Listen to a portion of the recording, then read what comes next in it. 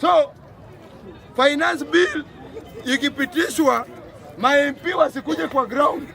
Ma MP wote waende wakae State House, wakae na William Ruto, sababu hii uchumi ya Kenya ni ya kunyanyasa raia.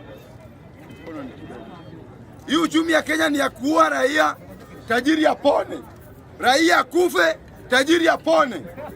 Mahali tumefika saa hii, tunangoja baba akohoe kidogo, na baba akikohoa tutamfuata. Akisema maandamano, si lazima Raila Amolo Odinga kuwe kwa barabara, lakini ni wa Kenya kukuwa kwa barabara, sababu ni haki yetu.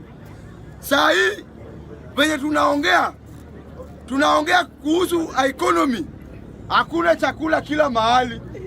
Saa hii watoto wanakufa, mpaka mifugo inakufa. Ruto chenye anadeliver kubwa ni corruption na mauaji. Ruto, hakuna president anajua kuua watu kama William Ruto. Hakuna president mwenye amesomea kunyonga watu kama William Ruto. Na ni wakati wa William Ruto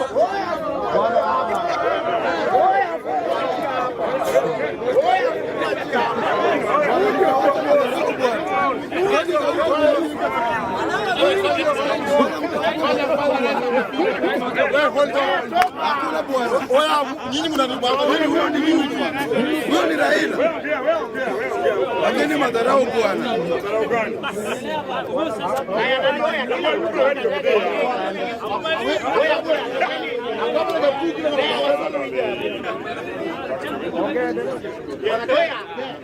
Ongea kimbi. Mimi nasema hivi mara ya mwisho.